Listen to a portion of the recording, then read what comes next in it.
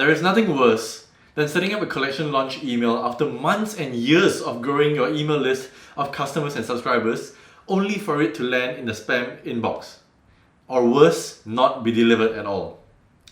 Hi everyone, my name is Jared, email specialist at Email Experts. We help e-commerce brands like yours grow your business through email and automated marketing. And in this video, I'm going to walk through what email deliverability is, why it matters, and how you can prevent your emails from landing in spam.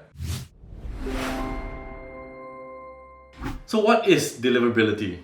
Email deliverability ensures your emails land in your customers' inboxes and not in the spam filters. Over 50% of all email traffic sent day in, day out is spam content. That is, emails sent to people who didn't ask for it in the first place. Inboxes like Gmail, Hotmail, and Outlook and others have developed their own algorithms to filter out these emails that are considered spam.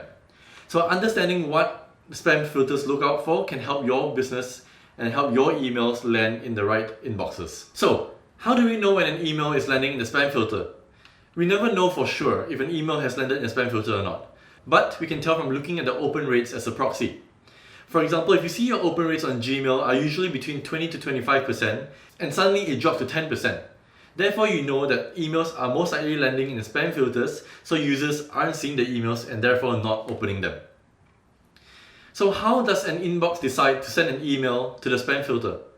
The inboxes such as Gmail and Hotmail consider a number of factors. The main factors are, number one, sender reputation, content, the sender's IP address, the sender's domain, the sender's email address, the content of the email, how users engage with your emails, and the volume of your email. Are you sending out 10 emails at once, or are you sending out 1 million?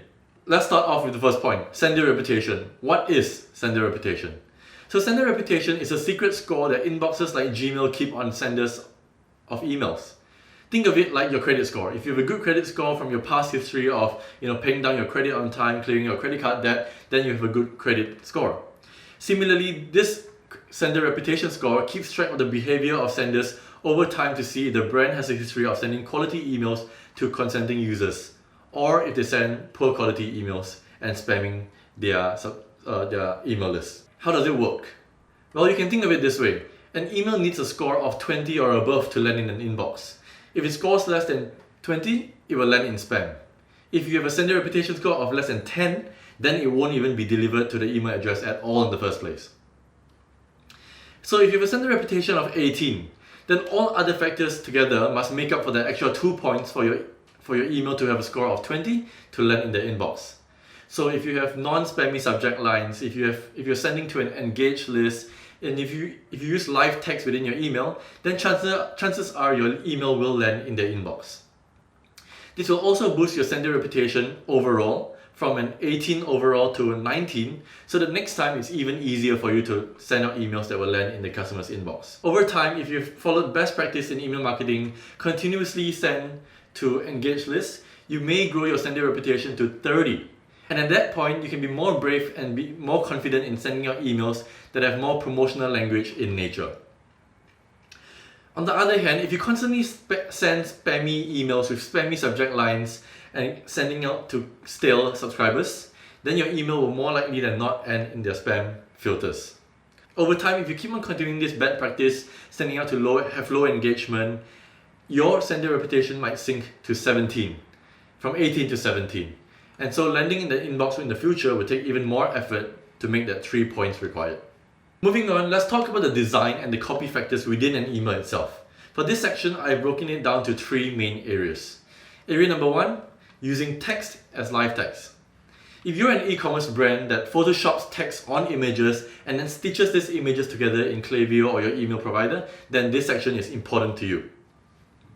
So emails with live text, HTML buttons, and images with accurate descriptive alt text will have a huge positive influence on deliverability.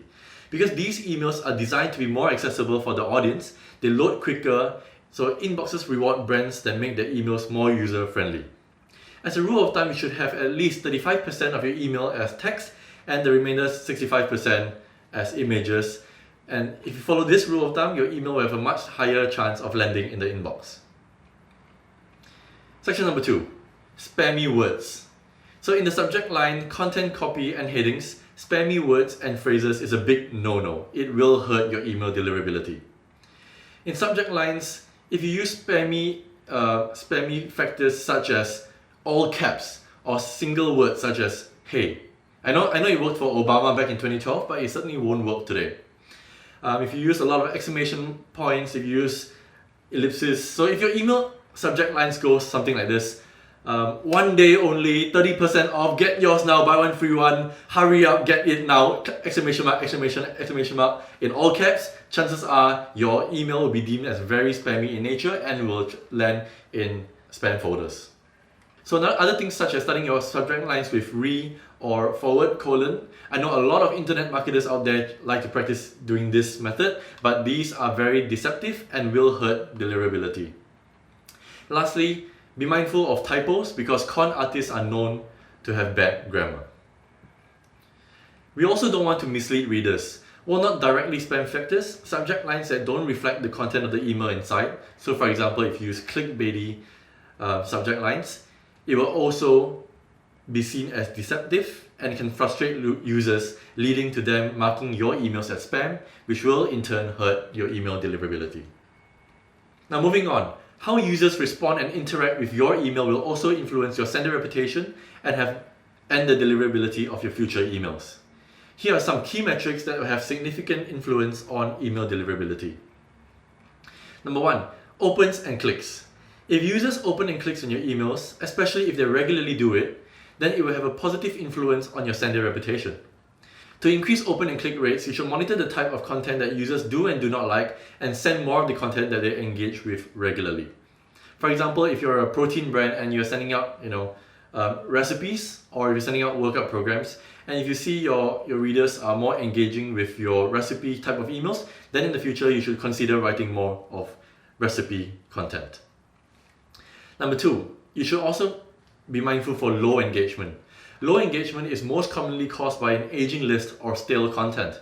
If users don't engage in your email for over 9 months, then it's time to remove them from your list. Number 3, spam reporting. If a percentage of users report an email as spam, it will affect how your email is delivered to other users too. For example, as few as 0.25 users, so 1 in 400 users, if 1 in 400 users mark your email as spam, then it doesn't matter, it will affect the other 399 emails in your email list, even if these 399 people engage with your emails regularly. So to avoid this, don't buy your email list off a third party and always make it easier for a subscriber to unsubscribe than it is for them to mark your email as a spam.